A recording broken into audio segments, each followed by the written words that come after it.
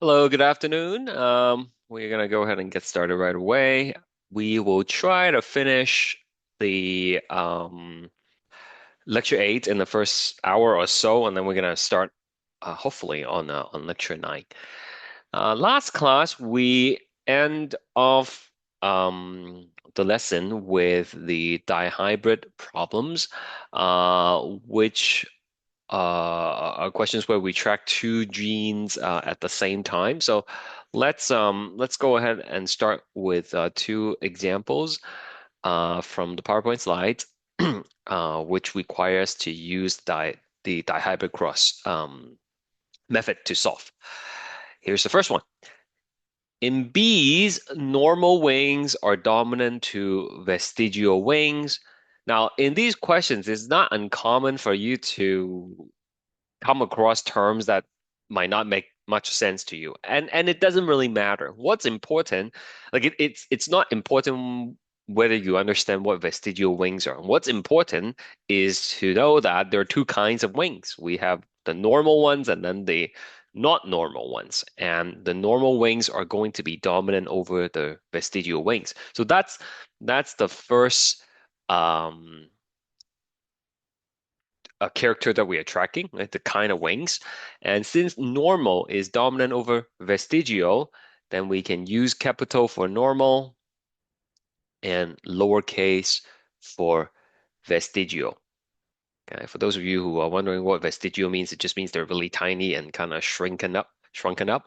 Um, but like I said, it's not important. The other trait that we're looking at would be the kind of pollen sacs. Pollen sacs, which in this case, they are either deep or shallow. And the question tells us deep is dominant over shallow. So we use big D for deep and lowercase d for shallow. Okay, this is not something you can just, do on the screen or just like read and try to figure in your head. You need pencil and paper um, on the quiz and on the final test in order to solve these problems, effectively. Okay, and then not to mention you need to have a calculator as well. So once we figure out what two characters we're tracking, we can then look at the parents. We have a male bee with vestigial wings and shallow pollen sac. So let's write down the genotype for the male bee. So the question does not tell us whether the vestigial wing is pure or hybrid, but that information is not necessary because vestigial is a recessive trait, which means the only way to have that feature is to be pure on a genetic level. So it has to be little n, little n. Similarly, for the shallow pollen sacs, because shallow is recessive, the only way for that to happen is if we have little d, little d. So that's the male um, genotype. And then we're going to go ahead and cross with the female bee, the queen bee probably, which is homozygous normal wings and heterozygous deep pollen sac. So normal wings is big N, but is it big N, or is it big N, small n? Well, the question says homozygous normal wings, so it has to be big N, big N. As for the pollen sacs, it is heterozygous deep, which is going to be big D, small d. So there you have it, the two um, genotypes of the parents. Now remember, it's very important you get the genotypes correct when you are doing the questions. Otherwise, everything is going to be wrong from that point on, right? Does anybody have any questions about how I come up with these genotypes?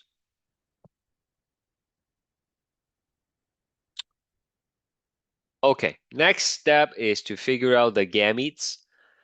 For the male B, there will only be one kind of gamete produced, which is small n, small d.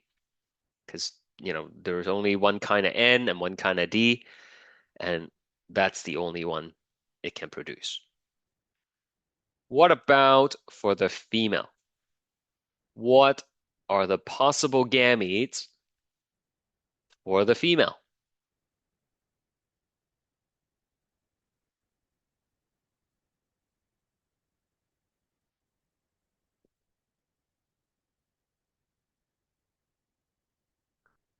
So big N can combine with big D, or big N can combine with small d. Big N, big D, it's one possible gamete. Big N, small d is another possible gamete. If you try the other combinations, you will get the exact same thing, and we do not have to write it twice. So when you do the Punnett square, it is going to be 1 by 2,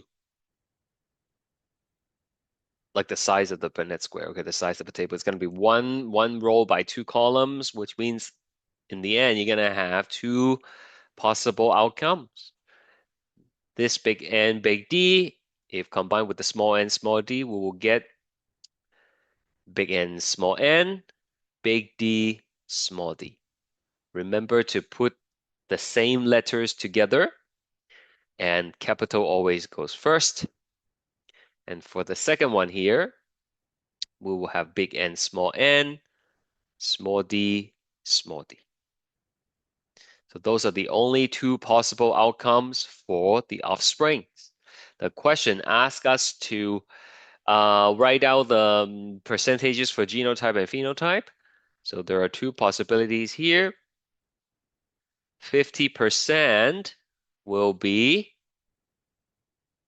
big N, big D, small d. Big N would be normal wings, and big D, small d would be deep pollen sacs. On the other hand, we have 50% big N, small d, and that would be normal wings and shallow pollen sacs. That's it.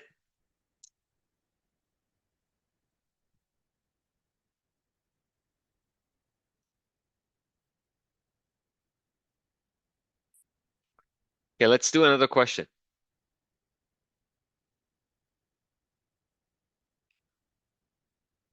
Assume curly hair is dominant to straight hair. So big C for curly. It's even better when the question gives you what letter to use. Albinism is a condition in which cells which normally produces pigment does not do so. A person with this condition is called an albino. The allele for skin albinism, small n, is recessive to normal allele. So n is normal skin pigment, and small n is albino. And some people pronounce this albino. So that's the condition. You gotta write down, what are the 2 characters we're tracking and the different variations within that character. Once you've established that, you can look at the parents. Okay, so a woman with curly hair, do a little gentler color here. A woman with curly hair and albinism, and then we have a man. We have a man with straight hair and normal skin. Have a child that has straight hair and is an albino. What are the genotypes of the parents? So just for the sake of organization, we can use a pedigree. We don't know the child whether it's a boy or girl, so we're just gonna use diamond. And so here, the woman has curly hair. Curly is dominant, which means she's gonna have a big C. But at this point, we cannot say for certain whether she's homozygous, curly, big C, or if she's heterozygous. She could be big C, small c, right? We just don't know yet. She has albinism, which means must be little n, because um, albino is recessive. The only way to have the recessive phenotype is to have a pure genotype. For the oh, I am so sorry, guys. Terribly sorry. This is for the mom, which should go over here. Okay, circle is the mom. I'll give you a moment to fix that.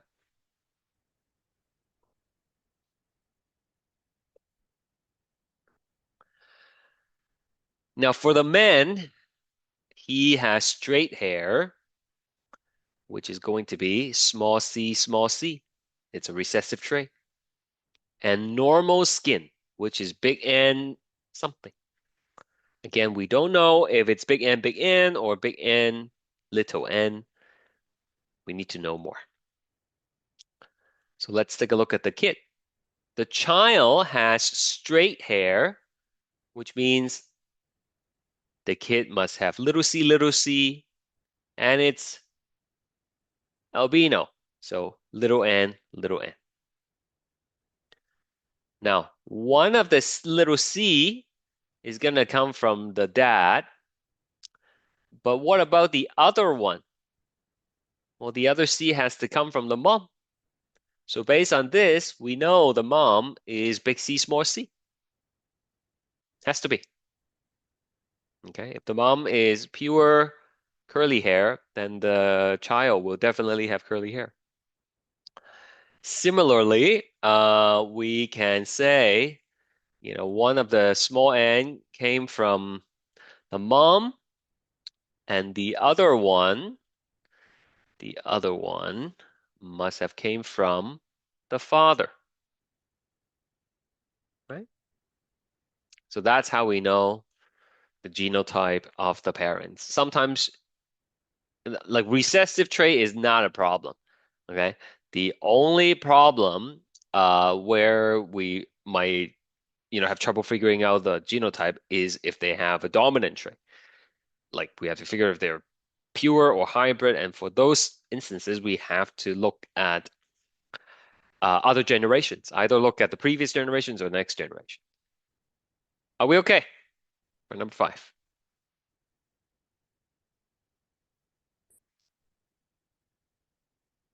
All right, we're gonna do one more. If no one has any question, we're gonna do one more before we move on.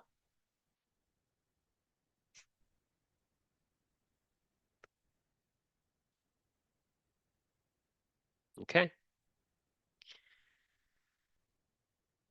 Two true breeding stock of pea plants. True breeding is another word for pure. Okay, pure.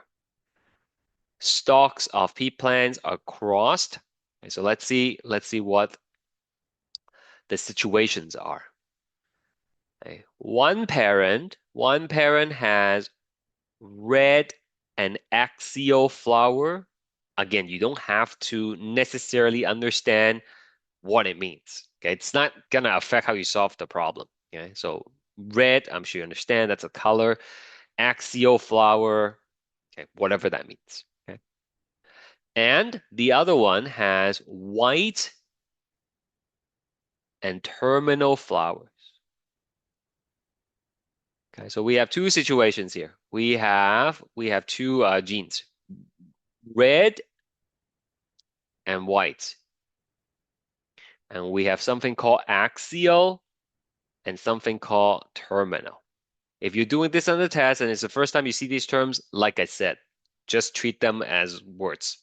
Okay, you just have to figure out which one is dominant, which one is recessive. But in case you're wondering, if this is the plan, okay, terminal flower means it's at the end. Okay, that's terminal. Axial means it's like along the way. It's not at the end. Okay, that's axial. Yeah, and now you know. But it doesn't matter. What matters is you know this is one tray color, and this is another tray, the position of the flower. Now, let's keep on reading it. All F1 individuals have red axial flower. Okay. Remember, if the parents are pure, you can look at the F1s to figure out which one is dominant. Because all the F1s are red and axial, then red is dominant. Okay? And axial also dominant. Everybody understand that? If the parents are pure, all you need to do is look at F1 to figure out which tray is dominant. Okay? So it makes sense to use capital R for red and small r for white, capital A for axial, little a for terminal. If 1,000 F2 offspring resulted from the cross of two F1 individuals, approximately how many of them would you expect to have red and terminal flowers? Okay, so all the F1 will be heterozygous. We did this last time. And this is going to produce that 16 4 by 4 Punnett square, right? With 16 outcomes. And you don't have to do that on the test. I said it's going to take too much time. You do have to remember the ratio of the 4 by 4 Punnett square. Does anybody remember the four numbers? What are the four numbers? That's right. It is 9331. This is going to be your new phone passcode until you remember it, okay? 9331. More importantly, we have to know how to use the 9331. Here it says approximately how many of them, of the F2, would you expect to be red and terminal? Okay. Now, red is a dominant trait and terminal is a recessive trait. So which of these numbers represent the combination dominant recessive? Now, in case you forget, okay, I'm just going to remind you. The 9 is the most common one. It's the dominant. This is dominant recessive. This is recessive dominant. Both are 3. And then this here is recessive. Since we're looking for dominant combined with a recessive trait, it is going to be 3 out of 60. And we are producing 1,000 offspring. So you can go ahead and plug that into the calculator. I think I have a calculator. Let me see if I have it over here. It's too many things. Oh, there is my trusty calculator.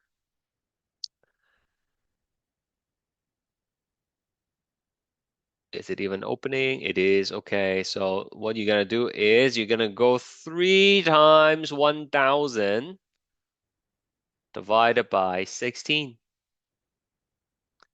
And you get 187.5. So 187.5. Okay, but like I said, this is not exact science, right? Like it's a probability, right? So you're just gonna find the number that's closest to 187.5, and it's gonna be this one right here.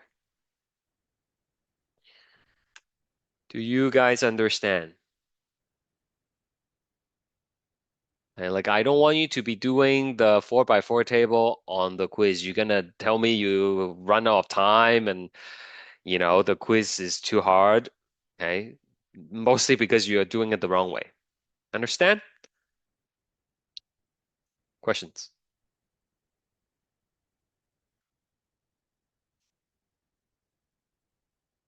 So I have a question. Hmm. So the F1 formula is always 9, 3, 3, 1. That's the ratio. Only if the F1s are hybrid for both genes. Okay. Okay. When Okay. we did this previous one here, you see they are not hybrid, right? Hmm. It's not like big N, small n, big D, small d for both of them. And in those instances, you have to create your own table. Got it. Okay? Yeah, which is fine, right? Because these tables are much smaller. It's only the 4 by 4 that's time consuming and unnecessary in most cases.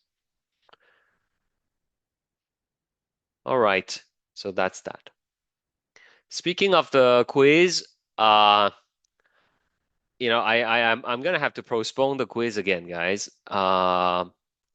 Usually I'm pretty good with setting the schedule, but this semester has been delays after delays. I think I'm talking too much in class. We are supposed to have the quiz on Monday, next Monday, which includes lecture 8 and 9, and we haven't even, done 9 yet. I'm pretty hopeful we can finish lecture 9 on Wednesday, but just to be safe, I'm gonna move the quiz to the Wednesday instead. All right? And then the week after that is gonna be a final test. I'll post all this information, but I just want to throw it out there uh, in case I forgot. All right, moving on. Next, we have the stuff right here. Everything we talked about so far, whether is monohybrid or dihybrid. Um, yes, I'll post the information on the dashboard after, Sheila. Whether it's monohybrid or dihybrid, what we've learned is let's call it regular dominant recessive pattern. Okay, so let's write out what is regular. This is not the official name. Okay, like regular, it's just what I call them. Okay, regular dominant slash recessive. Okay, so that's everything we've done so far. In the case of flower color, we will have like big R, that would be red. Small r would be white, and then big R, small r. In the context of regular dominant recessive, what color would this be? You really should know this by now, okay? Otherwise, it's not too good. What color would be big R, small r, guys?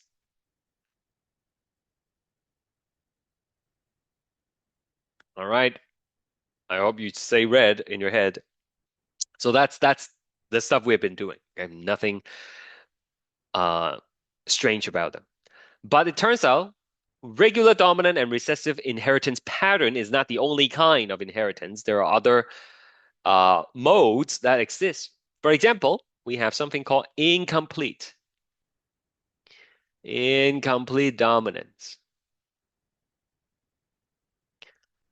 Okay, so big R is still red, little r is still white, but the heterozygous condition, normally one allele will cover up the other one. One allele will be dominant over the other. The big R would cover up the small r. But in this case, in the context of incomplete dominance, the big R does not override the little r. And then the little r does not override the big R. Instead, both kind of blend together. And when the plant inherits a copy of the red and a copy of the white, the heterozygous condition is a blend in the middle. Okay, it's pink.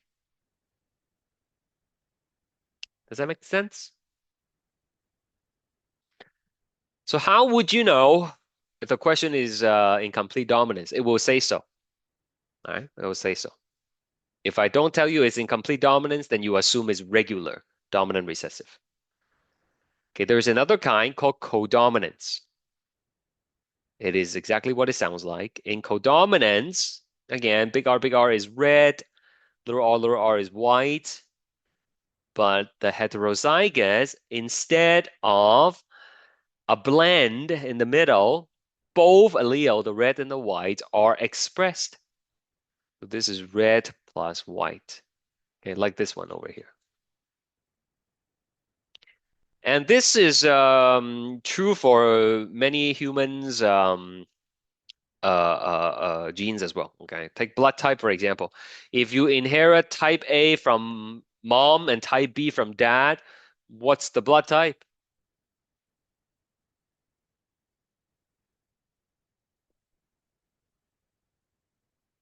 Do you guys know? If you inherit A from mom and B from dad, what's your blood type? That's right, Elvis. That's type AB. Right? People have type AB blood, right? So both are expressed. It's codominance, right? So it's not just for plants. Okay, I have a question for you. Let's say we have a mouse with long tail, and then we have a mouse with short tail, and if I cross them, then I get mouse with medium tail. What do you think this is an example of? Let me send the poll out. Do you think this is A, incomplete dominance, or B, codominance? Remember, long tail cross with a short tail, and you end up having a medium tail mice, mouse. Sorry. Um, is this incomplete dominance or is it codominance? Please choose something.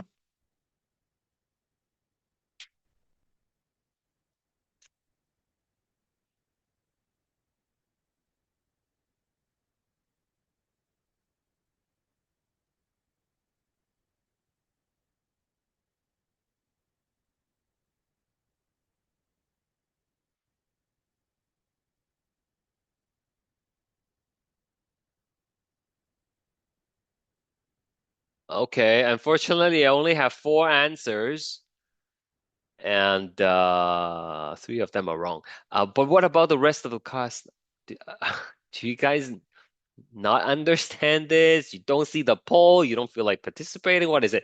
If you don't understand, you gotta ask me, right? Because you're not gonna get it on your own. Anyone else want to answer the poll before I close it?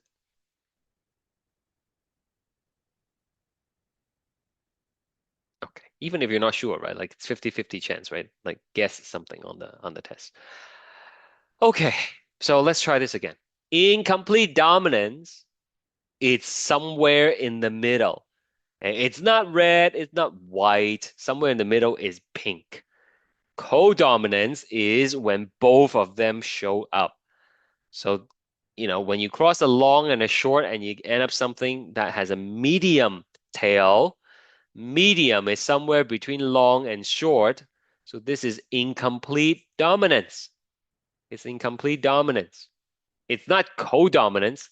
Codominance in this case would be the baby has two tails, a long one and a short one, right?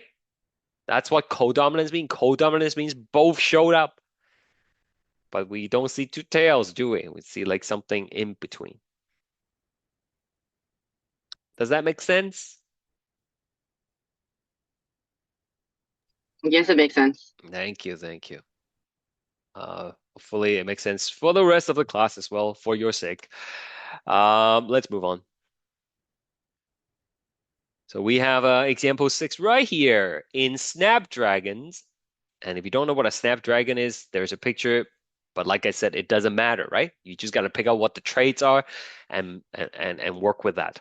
In Snapdragons, red flower is incompletely dominant over white. So see, the question explicitly tells you that you are not dealing with regular dominant recessive. The heterozygous condition produce pink flowers. What will be the result of a cross between two pink flowered snapdragons? All right, so we're gonna write it out. Big R is red. You can put big R as white as well. Like it doesn't really matter, okay? Because these are not dominant over each other. It's just a convention we use. So these are white, and then big R, small r. The question tells you the heterozygous condition would be pink. What will be the result of a cross between two pink flowers? So pink cross pink. I'll give you a moment to try that yourself. You do it exactly the same way as before. The only difference is how you interpret the results.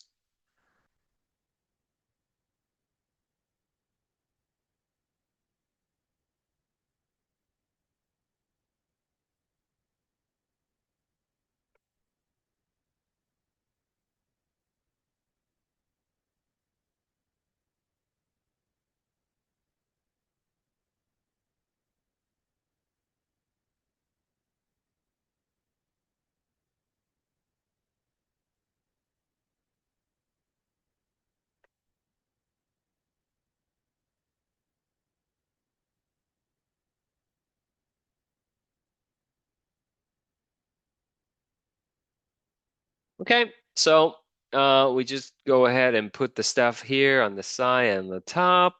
We go ahead and fill in the Punnett square like we normally do. Okay, and let's take a look at the results. Big R will be red. So red would be 25%.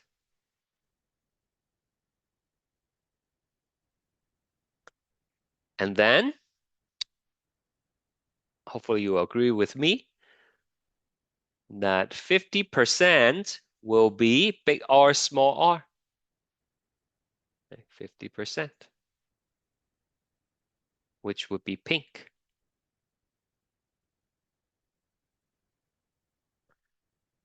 And finally, you will have 25% white, right, which is this stuff over here. Don't think we can highlight the white, but let's try. There you go.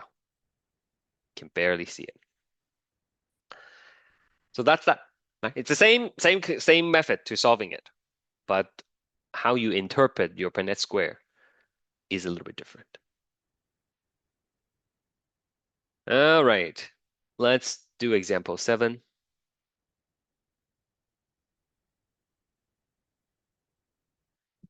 A red bull crossed with a white cow produces a roan calf. Um, Bull is male, cow is female, and then calf is like the baby. All right. So this is a roan cow. Roan, meaning it's not white and it's not red, but it's both. So is this codominance or is it incomplete dominance? Hopefully you have a better understanding now than last time. Let's try to do the poll again. Okay, let's see if we get more response. Is it A, incomplete, or B, codominance?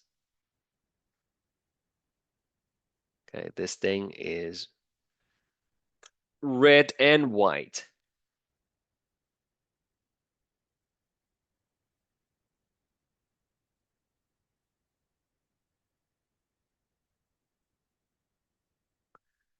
Okay, we have more answers this time. Very good, and 70% of you get it right. This is codominance. Codominance, because you see both red and white. If this was incomplete dominance, then it would be somewhere between red and white. Okay, it's not going to be like a pink cow, but like it's probably like a lighter brown or something throughout. Okay, which is not what is being seen here. So that's codominance. Both showed up. All right, so we got the Red Bull, like the drink, I guess. So that's big R, cross the white cow. Okay. Oh, I'm so sorry. I read the question wrong. Let's try that one more time. We have a Rome Bowl. Rome Bowl. Rome Bowl is big R, small r. And the partner is a white cow. White cow is little r, little r. Let me go ahead and do the Punnett square. These things go on the side. These things go on top.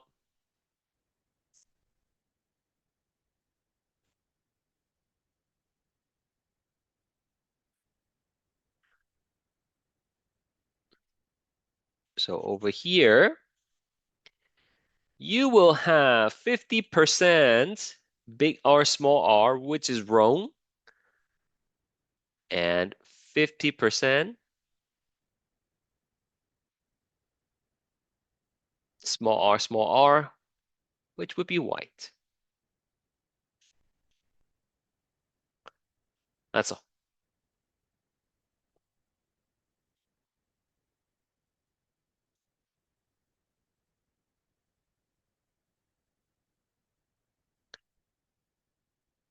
So we only have one last type of inheritance pattern to learn. I don't know if any of you try the study guide questions at all, but anything you want me to take up from there, just in case? I mean, the solutions are posted, but anything from the study guide at all? We didn't do yet the X link. Yeah. Yeah, we're gonna do the sex link right now, but before the Okay. sex link, yep. Anything from these problems that you guys want me to take up? Monohybrid, dihybrid. If you haven't tried them already, please do so as part of your studying. Like I said, the answer keys are posted. They are not just like they're not just the final answer like this, okay? Like I think I typed out the solution for you. So they are quite useful. Okay, lastly, we're gonna do sex link. All right, so let me pull up the PowerPoint slide. All right. So everything we've done so far, they are called autosomal inheritance because the gene we are tracking is not on the sex chromosome. Okay, it's on the autosomes. In a human cell, the chromosome 1 to 22, they are autosomal chromosomes. Okay? So if it's on the sex chromosome, either on the X or the Y, then we say it is an sex-linked condition. Sex-linked condition can be X-linked, meaning it's on the X chromosome, or it could be Y-linked. If it's Y-linked, then only males can get it. If it's X-linked, then both males and females can get it. Although, depending on whether it is X-linked dominant or X-linked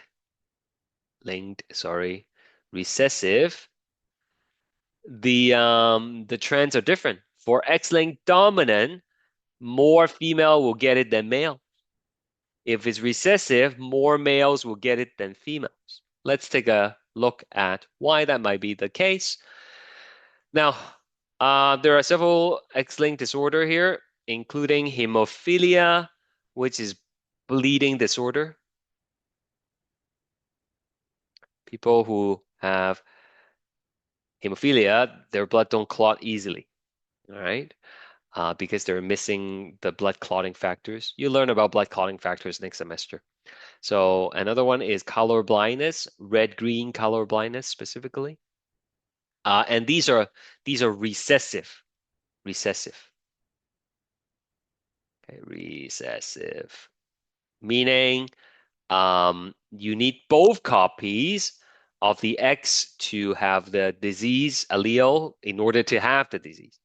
So in X-linked recessive cases, more males will get it than females because females have two copies of the X chromosome. Right? If a female inherits one copy of the disease X, she's not going to have the disease because her normal copy would cover it up. Okay? However, for X-linked for male, we don't have an extra X to cover it up. So if we inherit the disease X, then we're gonna have the disease right away. As for X-linked dominant, more female will have it than male because for the female, they have double the chances of getting the problematic X, right? Because you have two copies, right? If you get one disease X, it will show up right away because it's a dominant condition. Right? So something to keep in mind. Now, this is called the Ishihara test. I'm sure you've done one of these before in a doctor's in an eye doctor's office. But in case you have not, what number do you see? What number do you see? 74. 74. Anyone see something else other than 74? I see 74 too. 74. That's right. If you see 74, then you do not have color blind, okay? You don't have color blindness, and you never will. It's not something you're gonna. It's not something that you're gonna, develop later on. If you see 21 and you did not know you have color blindness, I have news for you. You have color blindness, okay? Because people who are colorblind versus people who are not, they will see different number. If you see both, then think of the first number that you saw, okay? I mean, if you look hard enough, even people who are not colorblind could sometimes see the 21 as well, okay? But people who don't have red-green color blindness, you're gonna see 74. Okay, so that is X-linked recessive condition. All right, let's try this out. But before that, we have to take another note first.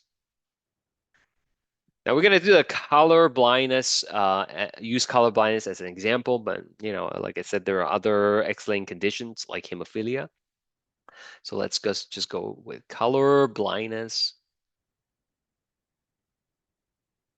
Okay, which is again X-linked recessive.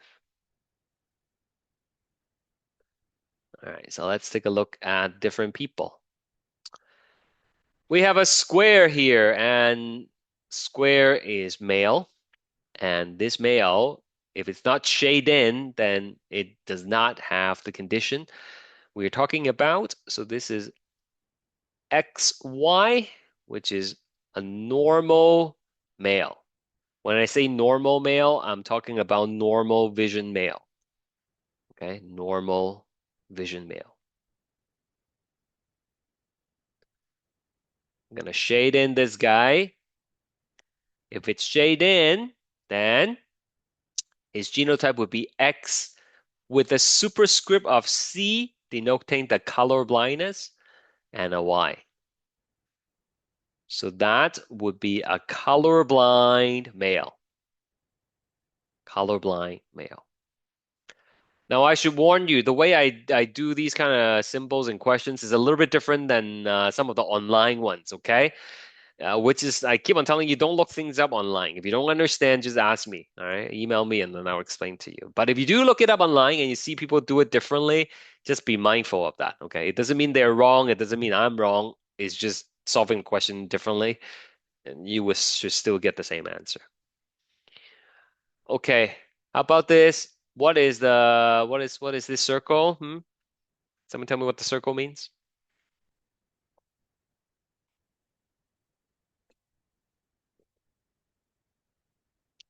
Yeah, this is a female, and is she colorblind?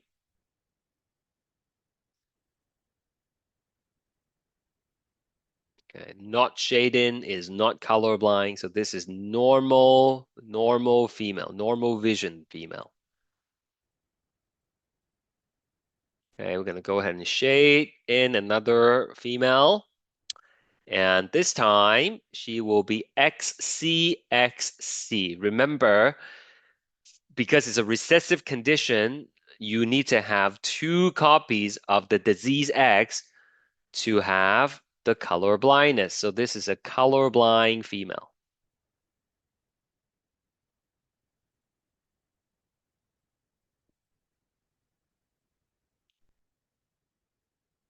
And then we can shade in half of it, okay, which is XXC.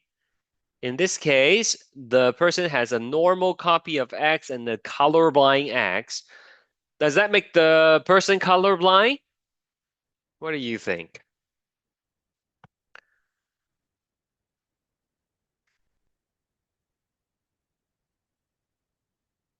if a person has a normal X and then a colorblind X, she will not be colorblind because the normal X will cover up the disease one, right? So this is normal vision, normal female. But she carries a disease allele, so we call her a carrier. Carrier does not have the disease, but they have the alleles for it. Okay, so how this works is this: like for color blindness, is like basically you're like missing a protein in the eye that would detect certain colors for you. Okay, and to make that protein, you need the normal X to do so. The disease one will not make it. So look, if both copies are diseased, then you're not making that protein for the eyes. You're not seeing those colors. If you have one copy of it, then you will still be making the protein. Okay, and then you won't be colorblind. That's how this works on a molecular level. Okay.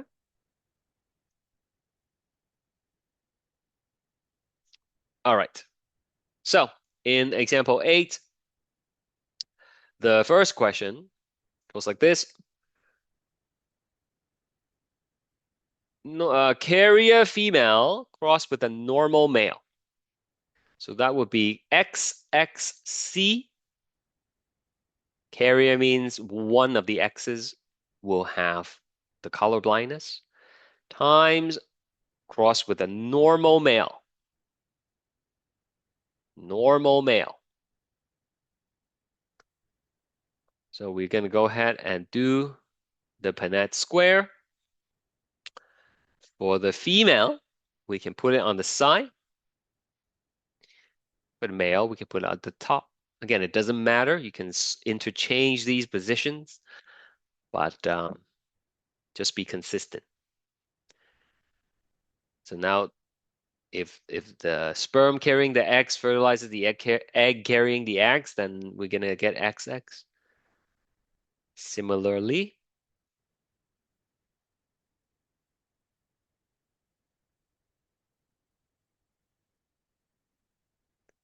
so for these questions, we generally separate the genders. Right? We're gonna have the boys, and we're gonna have the girls here.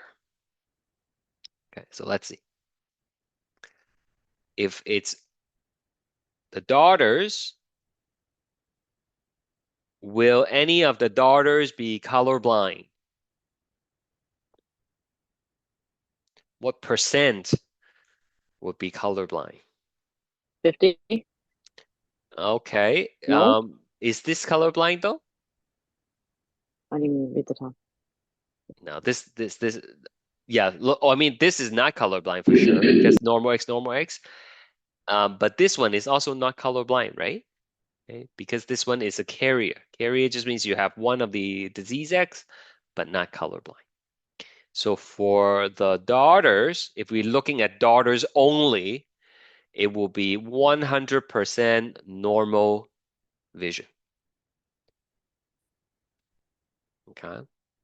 So all the girls will not have color blindness. It's not 2 out of 4 because we are looking at the daughters separate from the sons, right? So we are only looking at the pink ones, and 2 out of 2 will be normal vision. 2 out of 2 is 100%. Does that make sense?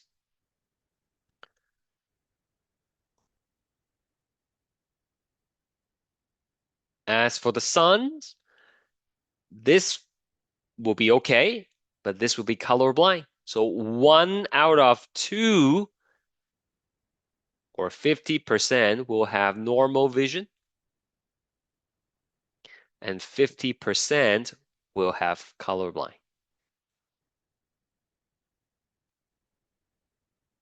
Okay, so again, we tend to separate the boys and girls when we report the percentage here.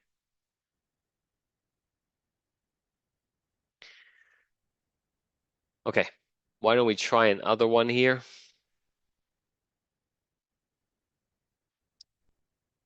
Normal male and a colorblind female. Go ahead. try to solve that.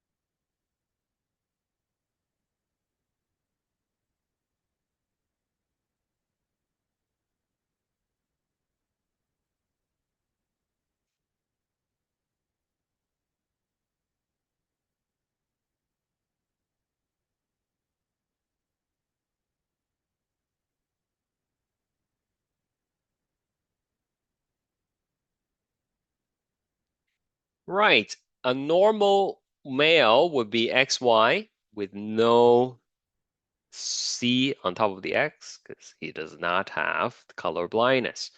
A colorblind female would be XCXC. If we go ahead with the Punnett square, we'll see that all the daughters, all the daughters will be um, carriers, but they will be okay. They're not gonna have color blindness, but all the sons will be colorblind. So remember, if it's a X-linked recessive condition, males are more likely to get it because males only have one X. Right? So daughters, 100% normal, as in normal vision. Sons, guarantee colorblind.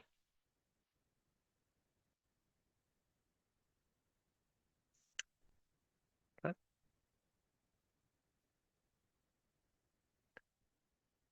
All right, last question. I mean, there are more questions you can try for the colorblindness, but that's all we're gonna do for now. Hold on a second. We have another slide here. The pedigree below shows family members who exhibit a dominant trait. It doesn't matter what trait it is. What is the probability that the children of 4-3 and 4-4 will have a dominant trait? Okay, so in the pedigree, it already shows you that big W is the dominant trait, and they are asking you to figure out the probability that these people will have a child that also has the trait. Okay, so in order to do that, we have to figure out the genotype of these people. Okay, so 4-4, individual 4-4 does not have the trait, so she must be little w, little w. The husband has the trait, so he must have a capital W and something else. Okay, so is he big W, or big W, small w? Well, we have to trace back to the mother. His mother does not have the trait. She's not shaded in. So she must be little w, which means she can only pass on the little w to her son. And that's how we know he's hybrid and not pure. So when you take the man and cross it with the woman, and then you do the Punnett square, and you can verify this yourself, you will get 50% chance big W, small w, and 50% chance small w, small w. Okay, and that means it's going to be 50%. Okay, so there are more practice in the practice quiz. If you haven't tried those yet, please do. But keep in mind, the practice quiz has both, actually, maybe not. Yeah, practice quiz only have like 8. I separate 8 and 9. Yeah, so those are different. I'm just confusing myself. Anyways, that's that. Right, that's it for the lesson, guys. For lecture 8. Right, lots of stuff for you to study from. And don't wait until the end, obviously. We're gonna take a quick break, and when we return, we have to do lecture 9, all right, which is so much harder than this stuff. But we'll worry about it in 5 minutes. See you guys.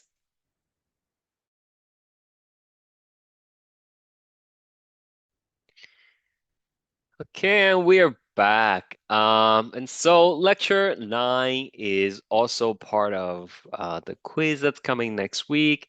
Like I said, I'm hopeful we'll be able to finish this on Wednesday, but just in case, I am postponing the quiz to next Wednesday. That gives us a little bit of buffer to wrap things up on Monday if we need to do that, okay? And lecture 10 is easy. Lecture 10 is going to be done in one class for sure. So here we go. Lecture 9, biotechnology. Let's define biotechnology. Biotechnology is technology based on biology. So we've learned a lot of about how the cell operates in this course. We learn about how cell replicates. We learn about how cell copies their DNA. And once we understand those things, then is it possible to control those cellular processes, right? And to alter them sometimes and harness these processes to help us develop technologies or products that will help improve our lives. That's essentially the goal of biotechnology. Okay. So we will start by understanding and talking about what recombinant DNAs are. I'm going to give you 2 examples of how recombinant DNAs are being used in everyday lives. And hopefully it will give you a better understanding of how some of these biotech works. Obviously, there are a lot of different kinds of biotechnologies. Some are more complex than others, but we'll just be covering a few of the basic ones here. All right, so feel free to interrupt me if you have any questions along the way. So what is recombinant DNA? Recombinant DNA basically means you have a section of DNA that is comprised of DNA from different sources. Okay, so like you take a bit of DNA from this organism and you take a bit of DNA from another organism and you stitch them together, then you get a recombinant DNA. Okay, it's a DNA that comes from multiple sources. So we can use this and apply it in medicine as well as agriculture. Right? There are obviously many other applications, but these are the only 2 we are going to be looking at in this particular lesson. I don't know if anybody have seen these special mice before. These are fluorescent mice. Okay, they glow in the dark. These are real. This is not like CGI or computer graphics. They are literally mice that will glow green like that in the dark. And that's because they are recombinant mice. They have regular mouse DNA, but they also have jellyfish DNA in it. Okay, jellyfish, as you probably know, they give off these fluorescent colors sometimes, and the protein that allows them to do it is called a GFP protein. And since it's a protein, that means the instruction to make those protein comes from the DNA. Okay? And if we put those DNA into the mouse and combine it with the mouse embryo, then the mouse comes out to be glow in the dark. Okay? Now, why would people want to do that? We don't have time to talk about it, but I'm sure you can look it up yourself. It turns out this is very, very valuable tool to be able to express jellyfish protein in other genes. Okay, so let's start with the agriculture application, and then we will finish up today's lesson with the medical application. Golden rice. Has anybody heard of golden rice before? Just wondering. Anyone at all? Just give me a quick yeah if you have. Nope. Okay. Never heard of it. Yep. All right. Thank you. So golden rice is a genetically modified organism, right? What people call GMOs. Not the only GMO. Many products that are available at supermarkets are in fact GMO nowadays. Now, I'm not here to tell you whether GMOs are good or bad, okay? I'm just telling you what they are, and you can have your own opinions about it, and you can do your own research about them, okay? So this is not what this is about. It's not about whether they're good or not, okay? So what is golden rice? Well, there is a condition called vitamin A deficiency in many low-income countries, okay? And it is one of the leading causes of preventable childhood blindness. It turns out you need vitamin A to make a certain compound that's necessary for night vision in the eye, okay, and peripheral vision, right? And if you don't have enough vitamin A in your diet, then you cannot make those molecules, and it causes you to have nighttime blindness and ultimately perhaps complete blindness in some cases. Vitamin A deficiency also lowers immunity, and in these low-income countries, it's not uncommon for vaccination rate to be low as well.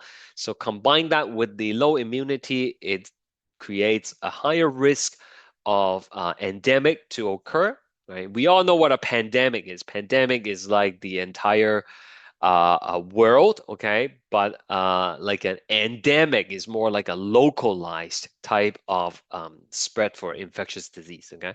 So endemic is like the lowest level, and then you have the epidemic, which is like bigger region, and then pandemic is like the whole world, right?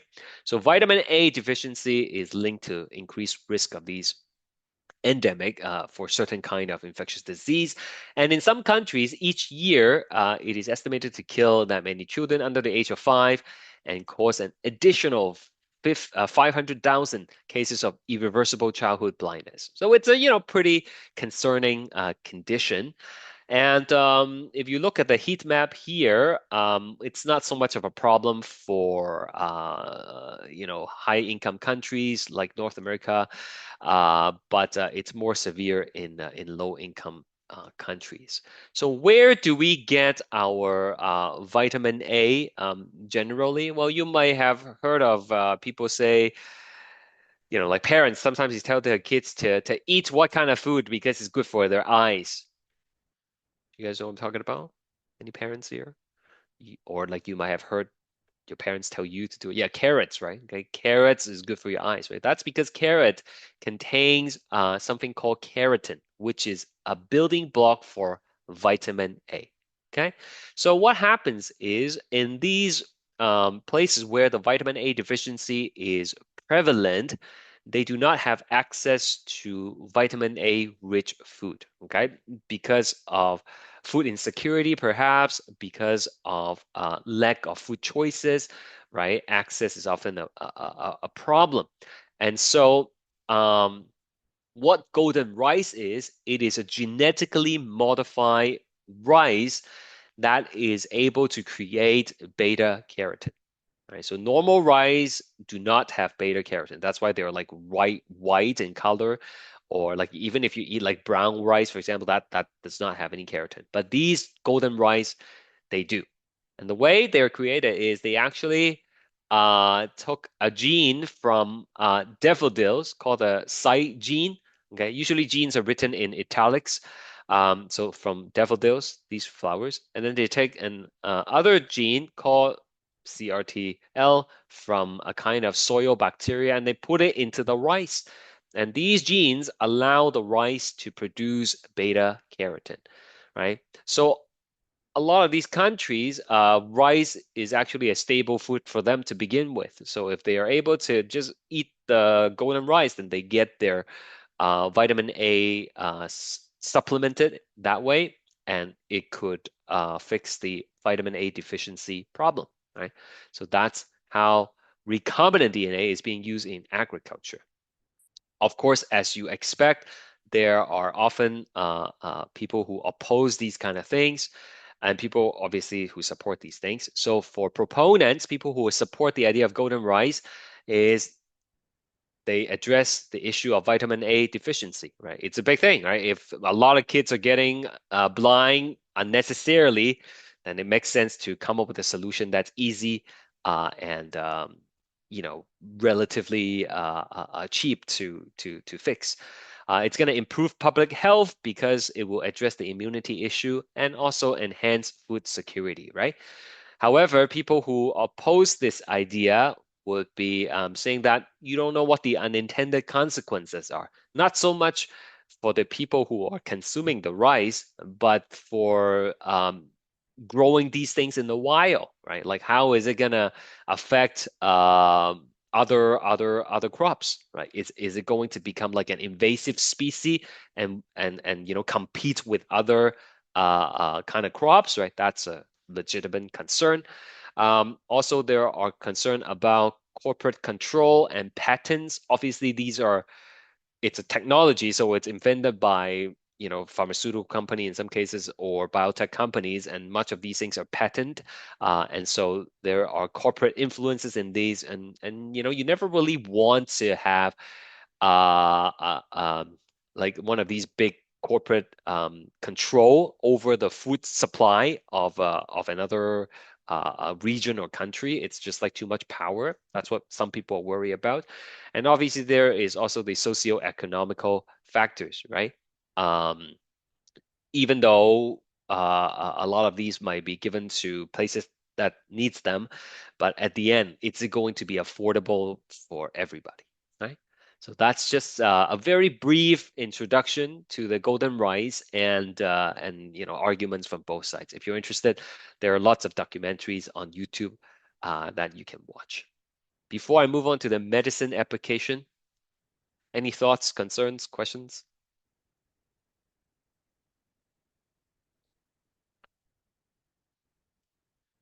Excellent. All right. Next, we're going to look at recombinant DNA in the case of medicine. And perhaps the most classic example that anyone can teach you about would be insulin. Okay, so insulin is vital for people who has type 1 diabetes. Okay, type 1 diabetes is not the same as um, the kind where most people think about when they hear diabetes, okay? The other kind of diabetes is type 2 diabetes, and that's related to lifestyle, obesity, right? That kind of diabetes you cannot fix with insulin, okay? We learn about this next semester when we learn the endocrine system. But type 1 diabetes, usually people are born with it or they develop very early in life, where the body fails to make insulin. Okay, insulin is a hormone that allows you to regulate blood sugar. So if you have a meal, insulin is released from your pancreas and it helps you absorb the sugar from the blood into your cells so you can use them for cellular respiration. So people with type 1 diabetes, they cannot do that. They would eat, but then the sugar stay in the blood. It doesn't go into the cells, and the body thinks you're starving. Okay, so you slowly break down your proteins and your lipids, and you kind of waste away the body. Okay, And so people who have type 1 diabetes, they need their insulin shot. Prior to commercial availability, mass production of insulin using biotechnology, before all that, the main source of getting insulin were from calves and pigs. Okay. So they have to grind up the pancreas of the cows and of the pigs and then extract the insulin and then give it to people. Now, give me a few reasons why that is not ideal. Anything you can think of.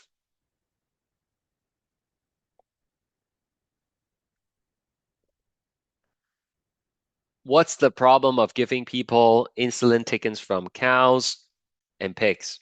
What are some concerns? Would you Is be it different concerned? hormones? I'm sorry?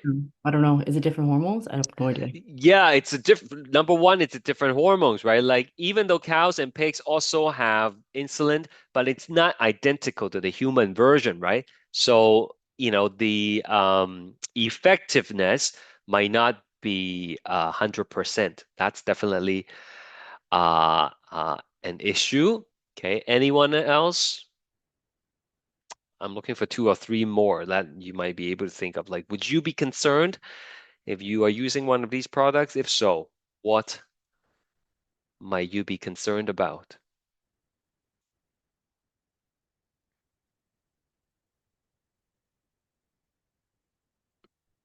No concern? Just give it to me. I'll take the risk, right? Yeah, getting sick, right? Okay, so you might be concerned about contaminants, okay, because you're taking it from these animals. Like, how pure is the product, right? Is it going to be contaminated with other things, right? If it's taken from pigs, it might not be appropriate for everybody because of religion, right? And taking it from cows and pigs in general, like might not be an option for people who are like vegetarian or vegans, right? That could be an issue. Uh, Cost, right? And a lot of processing, right? It's involved in this. So, it's not optimal, let's just say, right? But that was all they had. And insulin was actually discovered by these two Canadian doctors, Frederick Benting and Charles Best. They actually have a building dedicated to them at the University of Toronto. Okay. And then later on, using recombinant DNA, scientists were able to develop the human version of the insulin by hijacking the bacteria. So that's what I'm going to teach you in the next, I don't know, 45 minutes maybe. We'll see how much we covered. I'm going to teach you how to force bacteria to become insulin factories. To do that, we need to have 4 steps. Okay? Step number 1, we have to locate the gene of interest. Okay? To make the insulin, you need to know where in the DNA is the instruction located. Next, once we find the gene of interest, we have to clone the DNA. We have to make many copies of them. Then we have to insert the DNA into a vector. In this case, the vector would be the bacteria, which is the thing that's going to accept the DNA and it's going to make, a lot of products from it. And once the bacteria accepts the DNA, nature will do the rest. Here is a petri dish. There are some blue ones, and then there are some white ones. There are like literally hundreds of thousands of bacteria in a blob like that. If you can see it, then there are tons of bacteria. Usually, bacteria are like naked to the eye, right? So the fact that you can actually see it on the dish, there are lots of bacteria in it. And the blue ones are the ones that has taken up the DNA. Okay. So that's one way to tell whether or not they have accepted the gene. It's not the only way. We can use other method as well. So in something like this, you literally would scoop up the blue dots and then you would throw them into another play, and then now only the blue ones will grow. Okay, so we're gonna learn how to make insulin, and these are the 4 steps. So let's take a closer look. First step, locating the gene of interest. This used to be like very, very difficult, okay? Like it would take, years of research, if not decades, to find a gene and to know, what it does and so on and so forth. But nowadays it's very easy. You can do it, I can do it. We just go online and we'll be able to find it. And that's thanks to the Human Genome Project. Okay, so Human Genome Project was an international collaborative research program with the goal to completely map out and understand the genes of, the entire human genomes, right? So as I told you, there are like 3 billion base pairs in the human genome, all ACTGs. And the goal of this project is to figure out all the ACTGs in the order that they appear in each chromosome. It started on October 1st, 1990, and it was completed on April 2003. Okay. I remember when I was in high school, which is like, more than 25, 30 years ago. Okay. I did the Human Genome Project as my research project, right? So it was still in progress at the time. But now that it has been completed for over 20 years. Okay. So this gives us the ability for the first time to read the complete genetic blueprint of the human being. So how do you look up the gene? Well, like I said, it's all freely available online, and there's something called the genome browser, and I'm gonna show you what it looks like. You don't have to know how to do this on the test or whatever, okay? But it's always interesting to show people, okay? So this is the you can click on the human genome browser, and you can type in any gene that you want. Okay. So, we actually learn a few genes here in this class. I don't know if you remember BRCA1 gene. Does anybody remember BRCA1 gene at all? Where have we learned BRCA1 gene?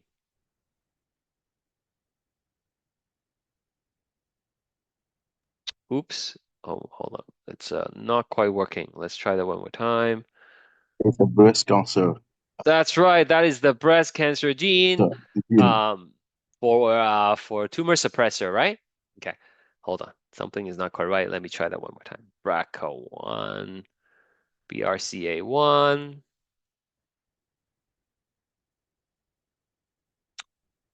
Oops. Is it no dash? Maybe no dash. Oh, there we go. Okay. So like we have a bunch of them, and there are subtle difference, but I'm just gonna click on one of them, and it will take you directly to the locus of the gene. And in this case, it is going to be on chromosome 17, and it's going to be on the Q arm, which is this is the centromere, and the shorter arm before the centromere is called the P, and then after the centromere is called the Q. And then you have all these BRCA breast cancer 1 gene, and they are different variants in the population. Okay, so I'm just gonna click on one of them to show you, and and then if you scroll down, well, this is it'll tell you that the exact position. Okay, so the genome size is 81140 base pair long, and it goes on chromosome 17 from position 4390285 to da da da da da da da, right? So it's pretty extensive information there. And if I let me see, it's a little bit different than I used it last time. Let me see if I can pull up the exact gene to show you. Okay, let me try that one more time.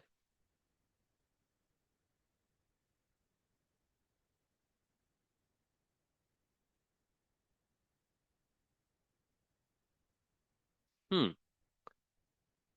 View DNA for this feature. Oh yeah, there it is. Okay, okay. Here we go. Get DNA. There you go. That's the gene. That's the BRCA1 gene. Okay. TCAGTA da da da da da da da da da all the way. right? It's just pages and pages of ACTGs, okay? Right?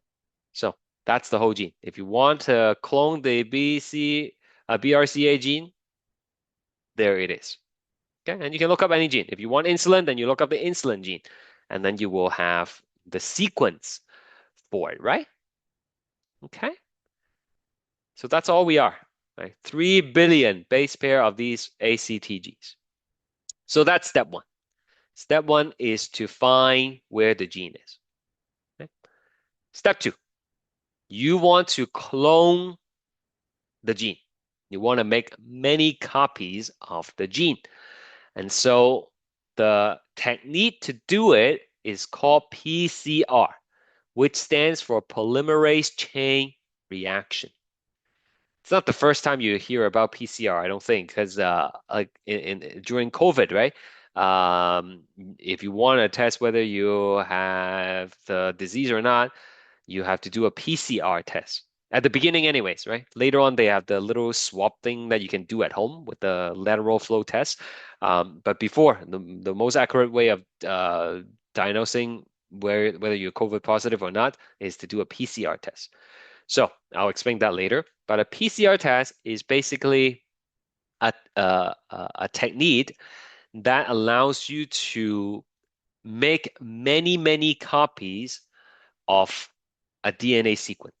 And you can choose what kind of DNA sequence you want to make copies of. So let's take a closer look. This is a PCR machine. They are obviously very expensive, but quite simple to use.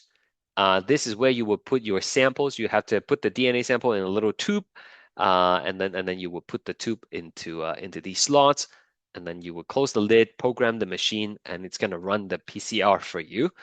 And every time the PCR completes one cycle, it will double the number of copies in your sample. So let's say you start with one copy.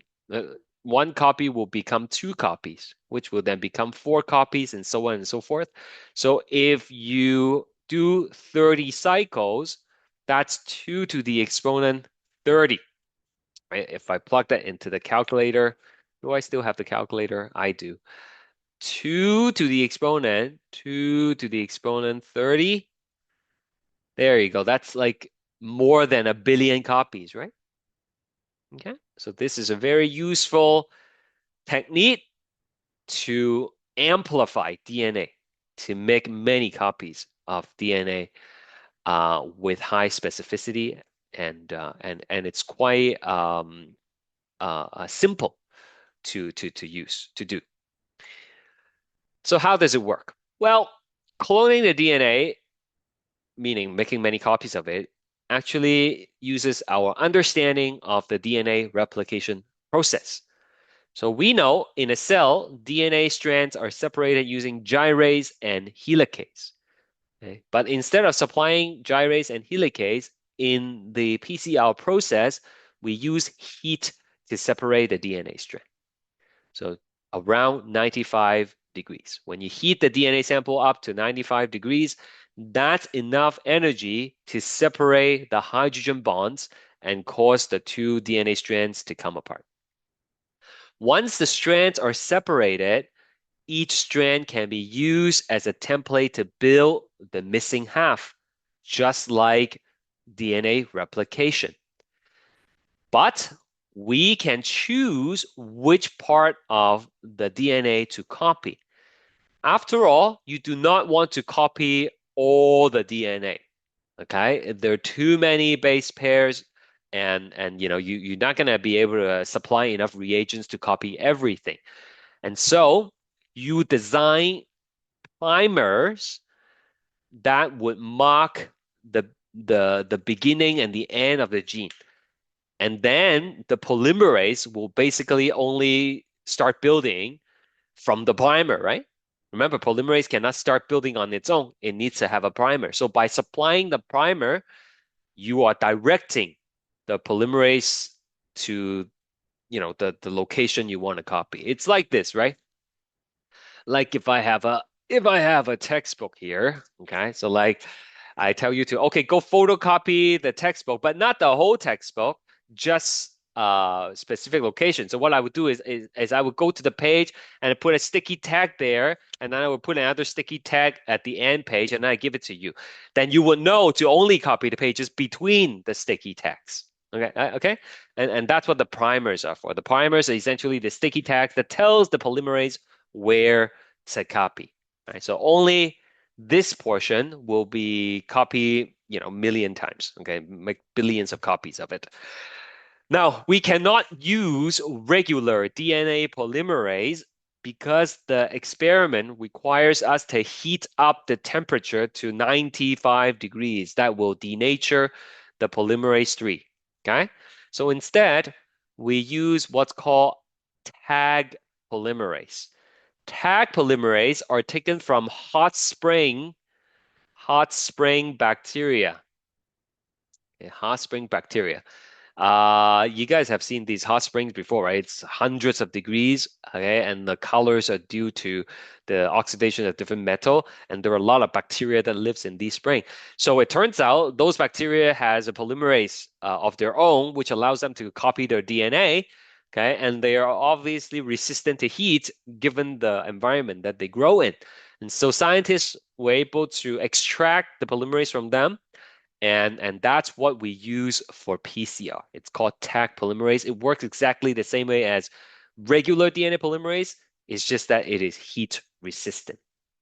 Okay, so this is what happens. We have the template DNA, and we are going to design the primers. Right? And you can design the primer because where is the thing? Because you know the gene. You know what the gene looks like from online. So if you want to copy this gene, then you would design a primer that flags the beginning and it would flag, hold on, all the way, it would flag the end. Right? So if you supply a pair of those primers, then everything in between is going to get copied. Okay? So um, you supply the primers, and then the polymerase 3 will not the polymerase 3, I'm sorry, the tag polymerase will come and build the rest. So after one round of this, you will have two copies. Okay. And then you do it again. You separate the strands, and then now you have four templates, and then you copy everything, and you end up with eight, and so on and so forth. So there are three steps that are involved in each cycle of PCR. First is denaturation. You heat up the sample, and that allows the strands to separate. Then you want to lower the temperature a little bit. Okay? This is called the annealing phase. By lowering the temperature a little bit, not all the way back to room temperature. If you lower it all the way back to room temperature, then the two DNA is just going to come back together, right? We don't want that. Okay? We want to just lower it a little bit. That will give the primer a chance to bind to the separated DNA. Okay? And then you want to heat up the temperature again, just by a little bit. If you heat it too much, then the primer is going to fall off. And if you don't heat it up enough, you're not going to activate the tag polymerase. Remember, these are polymerase from hot spring bacteria. They don't start working until it's very hot. Okay? So then once you crank it up to 72 degrees or so, then the polymerase will copy the gene, and then now you have multiple copies. Okay? And then you would repeat the process. You would denature it again. They would separate. You would lower the temperature and allow primers to bind, and then you would copy and copy and copy. Right? So before you know it, right, you're gonna have millions and billions of copy. Right? How long does this actually take in reality? Well, it depends. Okay. Generally speaking, when you run a PCR, for 20 cycles, people don't do it for 30 cycles. Okay, like usually it's just 20 cycles or so.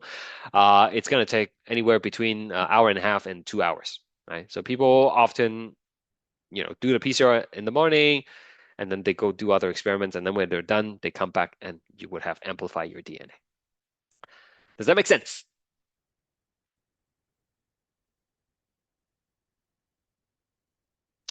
Great. It makes So sense, sir. thank you. So we know how to locate a gene. Right? Just search online. We know how to clone the DNA. Okay? You have to design your own primer. There are software that does it for you now, and you can pay companies to you just tell them what uh, gene you want to clone, and they could clone it to you and ship it to you at the cost, of course. And then the next thing is about inserting the DNA into a vector. This part takes a long time to explain. So I will start today and then we'll finish on Wednesday. But first, let's see if you really understand the PCR. Let's say you start with 10 copies of a DNA fragment and you clone that fragment using PCR. How many copies would you have after 4 cycles? I'll just let you think about that. I'm not going to do the poll. I'll let you think about it, and then I will give you the answer in a bit.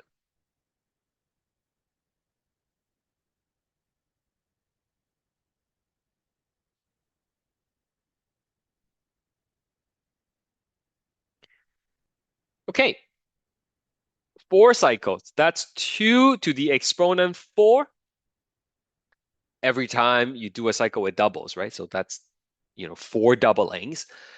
2 to the exponent 4 is 2 times 2 times 2 times 2, which is 16, right?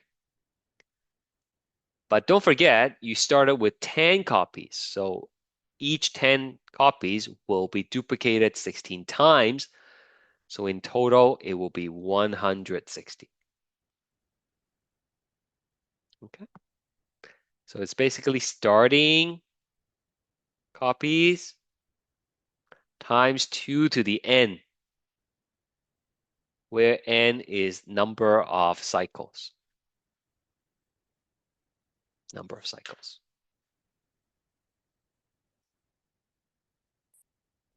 Okay.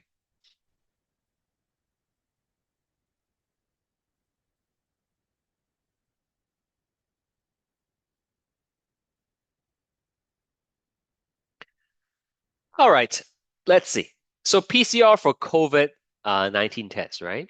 I would be surprised if none of you had this done during the pandemic. Okay, I had it done. My kids had it done. Right, many people had it done. Right, but like, do you know how it works? Well, let's find out. The kind of PCR that is used in the COVID test is a very specific kind. It's called RT-qPCR. Q stands for quantitative, okay, which means it's measurable using numbers. And RT here stands for reverse transcriptase.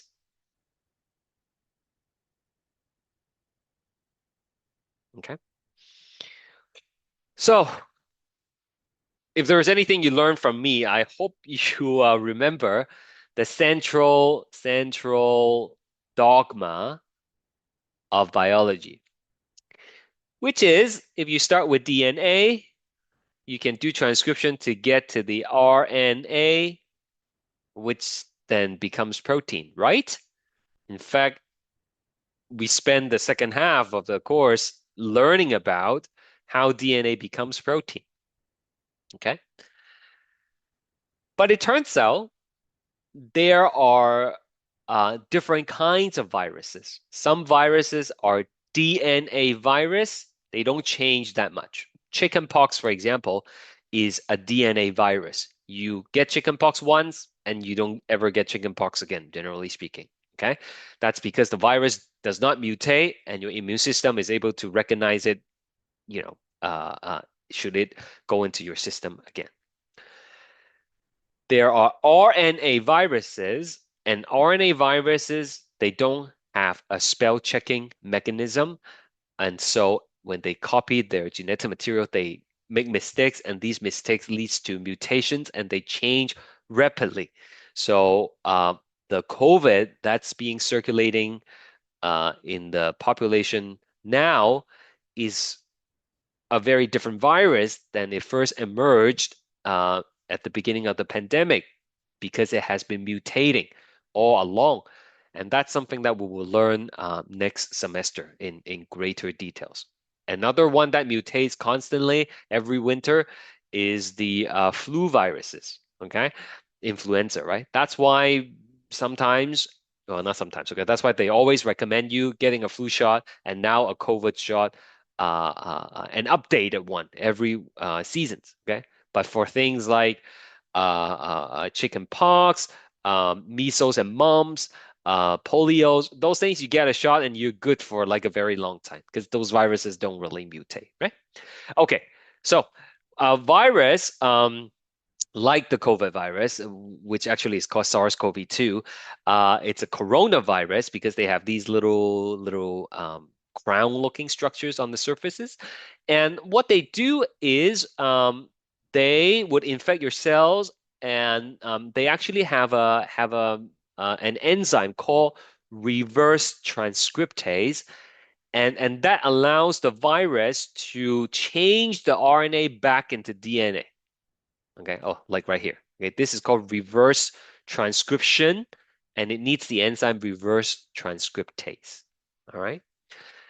And then once it gets converted to DNA, then it's like the regular stuff, transcription translation. Now, if you have the virus in your system, there are two ways to test for it. Okay. If you do it at home, you do the swab and then you add the solution until you know that little rectangle board thing, like, and then you know there's a little hole for you to drop your sample in, and then you wait for the line to show up. You guys know what I'm talking about, right? This is an antigen test. Antigen test. Antigen test is a test for proteins. Okay. If you have COVID, then the virus is in your system, and then your cells are basically making viral proteins, right? So that tests for proteins. PCR is not testing for the proteins.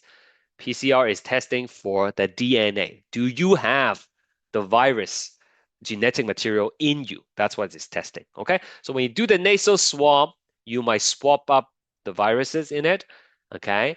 And then you will add the reverse transcriptase into the solution, and that converts the viral DNA into, sorry, the viral RNA into DNA.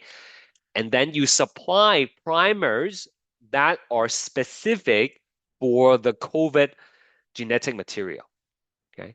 If you don't have if you don't have the virus in you, then those primers will not be able to find its target, and it's not going to be able to clone anything. But if you do, then those primers will find the viral genetic material, and then they will make, you know, millions of copies of the viral genetic material. And it's quantitative, meaning you can keep track of it as the reaction is happening. Okay, so this is it's that stands for normalized fluorochromes, which is a fancy way of uh, saying how much fluorescence is given off. Okay, so they can add a special ingredient into the PCR reactions, and this special ingredients will glow brighter when there are more DNA in the sample. Okay, and then this is just the number of cycles. So each line represents a different sample from different people, and based on when they cross a particular threshold, you can figure out the viral load of the person. How much virus is in this person? Okay. So look, this sample here, this line here, this is from someone who has lots of viruses in them. How do I know? Because it doesn't take very long. It only takes about 8 cycles for them to have like thousands of copies. If you start with a lot of DNA, it will take fewer cycles to reach many copies, right? So this person has a lot of viruses in it. Over here, right, this person has, you know, little virus, little virus, right? Because it takes 25 cycles for you to reach that same threshold. Okay, so by doing qPCR, not only are you able to tell whether someone has the virus or not, you're going to be able to tell like how long this person has been infected for. Okay. If a sample comes in and then it looks like this, then maybe the person has been in contact with many other people, and then they might be spreading it for a while. All right. So that's what the RT-qPCR is. I'm not gonna have time to do the rest of the stuff for today, but we will continue this conversation on Wednesday. Thank you, guys. See ya. Thank you, sir. No problem. Thank you, sir.